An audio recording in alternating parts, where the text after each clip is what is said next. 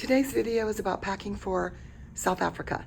Usually South African itineraries include a visit to a city like Cape Town and then a short safari usually in the Kruger National Park area. So if that's your itinerary, then I'm going to show you the kinds of things that I would take. I'm Lori Robinson, and I've been leading safaris and designing safaris for people since 2004. You can find more about me on savingwild.com. And today I'm staying in a very high-end, luxurious lodge, as you can see. And I'm going to show you the things I have in my closet area to give you some ideas and inspiration for your own packing. I like to take clothes that are easy to wash and quick drying, and they tend to be things that I would hike in, exercise in back at home in America. So this is a safari type shirt. I can use it alone, or I can use it over things.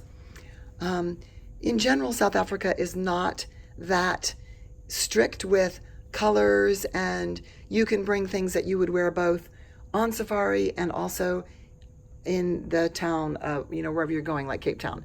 East Africa, which I do a lot of trips to, and I design trips for people to East Africa, is much more strict in terms of your color palette. And if you are doing East Africa, you want to go and watch my other packing videos. So I've got a t-shirt that, again, I can wear on a hot day. I can wear it alone. And then I've got a cotton shirt to go over it, also protect me from the sun. I've got another t-shirt, another kind of cute shirt that I can wear out on safari, but I could also wear it, for instance, to dinner if I want to feel a little fancier. I've got some capri pants that are the light quick drying material. Same with these. These are safari pants that I find super comfortable.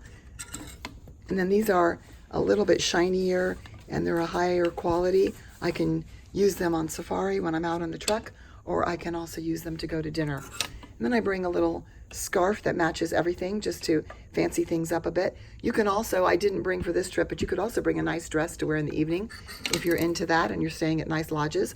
A lot of lodges have places to exercise, and I like wearing my little Lululemon exercise pants, so I bring those. I usually have an exercise top to go with it, but it's in the laundry at the moment. I have a little dress here that I could wear to dinner. I can wear it on hot days. I am here in November, which is summertime. So this is really suggestions for packing for summertime for your South African safari. This is a little skirt, I think they call them. It's a short that looks like a skirt. You can wear it around the pool. You can wear it on a hot day out on safari. You could wear it if you're young and have great legs and are comfortable. You could wear it out to lunch, to dinner. And then I have a bathing suit to go with it because, like I said, I'm packing for summer. Here is my pajamas.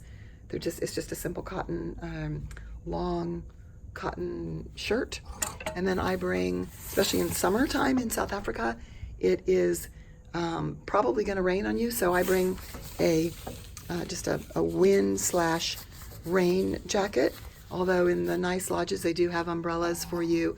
And so you don't need to bring an umbrella. So that, I hope, gives you some ideas about what to pack and the kinds of materials and the kinds of things. But like I said, packing for South Africa is really not that strict. You can bring a pair of jeans, you can bring cute things and shorts and really cute tops. So you really don't need to go out and specially buy things like you would if you were going to East Africa, which has very strict luggage limits in weight, and it also really tends to be strict in the color palettes.